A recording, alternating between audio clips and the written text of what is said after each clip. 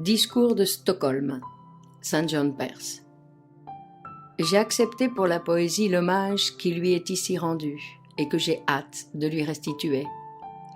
La poésie n'est pas souvent à l'honneur, c'est que la dissociation semble s'accroître entre l'œuvre poétique et l'activité d'une société soumise aux servitudes matérielles, écart accepté, non recherché par le poète, et qui serait le même pour le savant sans les applications pratiques de la science. Mais du savant comme du poète, c'est la pensée désintéressée que l'on entend honorer ici, qu'ici du moins, ils ne soient plus considérés comme des frères ennemis, car l'interrogation est la même qu'ils tiennent sur un même abîme, et seul leur mode d'investigation diffère. Quand on mesure le drame de la science moderne, découvrant jusque dans l'absolu mathématique ses limites rationnelles, quand on voit en physique deux grandes doctrines maîtresses posées, l'une un principe général de relativité, l'autre un principe quantique d'incertitude et d'indéterminisme qui limiterait à jamais l'exactitude même des mesures physiques, quand on a entendu le plus grand novateur scientifique de ce siècle, initiateur de la cosmologie moderne et répondant de la plus vaste synthèse intellectuelle en termes d'équations, invoquer l'intuition au secours de la raison et proclamer que l'imagination est le vrai terrain de germination scientifique, allant même jusqu'à réclamer pour le savant le bénéfice d'une véritable vision artistique. N'est-on pas en droit de tenir l'instrument poétique pour aussi légitime que l'instrument logique? Au vrai, toute création de l'esprit est d'abord poétique, au sens propre du mot. Et dans l'équivalence des formes sensibles et spirituelles, une même fonction s'exerce, initialement, pour l'entreprise du savant et pour celle du poète, de la pensée discursive ou de l'ellipse poétique qui va plus loin et de plus loin. Et de cette nuit originelle où tâtonnent deux aveugles nés, l'un équipé de l'outillage scientifique, l'autre assisté des seules fulgurations de l'intuition, qui donc plutôt remonte et plus chargée de brèves phosphorescentes. La réponse n'importe, le mystère est commun, et la grande aventure de l'esprit poétique ne le cède en rien aux ouvertures dramatiques de la science moderne. Des astronomes ont pu s'affoler d'une théorie de l'univers en expansion. Il n'est pas moins d'expansion dans l'infini moral de l'homme, cet univers. Aussi loin que la science recule ses frontières, et sur tout l'arc étendu de ses frontières, on entendra courir encore la meute chasseresse du poète. Car si la poésie n'est pas, comme on l'a dit, le réel absolu, elle en est bien la plus proche convoitise et la plus proche appréhension à cette limite extrême de complicité où le réel dans le poème semble s'informer lui-même. Par la pensée analogique et symbolique, par l'illumination lointaine de l'image médiatrice et par le jeu de ses correspondances sur 1000 chaînes de réactions et d'associations étrangères, par la grâce enfin d'un langage où se transmet le mouvement même de l'être, le poète s'investit d'une surréalité qui ne peut être celle de la science.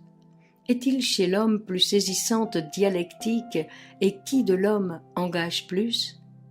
Lorsque les philosophes eux-mêmes désertent le seuil métaphysique, il advient au poète de relever là le métaphysicien.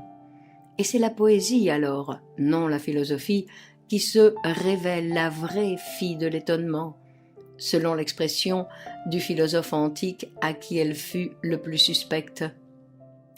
Mais plus que mode de connaissance, la poésie est d'abord mode de vie, et de vie intégrale. Le poète existait dans l'homme des cavernes, il existera dans l'homme des âges atomiques, puisqu'il est part irréductible de l'homme. De l'exigence poétique, exigence spirituelle, sont nées les religions elles-mêmes, et par la grâce poétique, l'étincelle du divin vit à jamais dans le silex humain. Quand les mythologies s'effondrent, c'est dans la poésie que trouve refuge le divin, peut-être même son relais, et jusque dans l'ordre social et l'immédiat humain.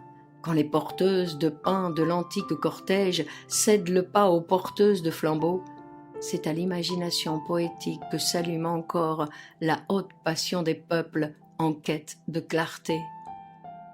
Fierté de l'homme en marche sous sa charge d'éternité, fierté de l'homme en marche sous son fardeau d'humanité, quand pour lui s'ouvre un humanisme nouveau, d'universalité réelle et d'intégralité physique.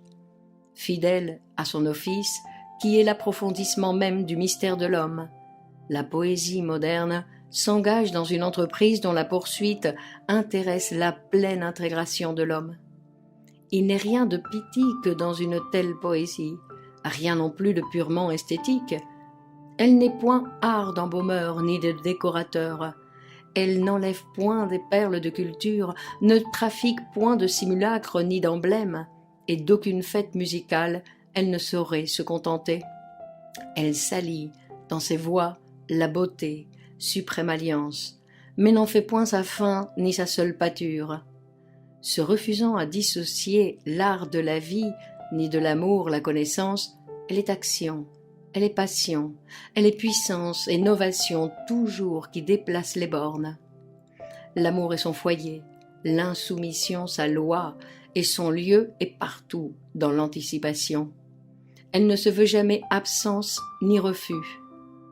Elle n'attend rien pourtant des avantages du siècle. Attachée à son propre destin et libre de toute idéologie, elle se connaît égale à la vie même, qui n'a d'elle-même à justifier. Et c'est d'une même étreinte, comme une seule grande strophe vivante, qu'elle embrasse au présent tout le passé et l'avenir, l'humain avec le surhumain, et tout l'espace planétaire avec l'espace universel.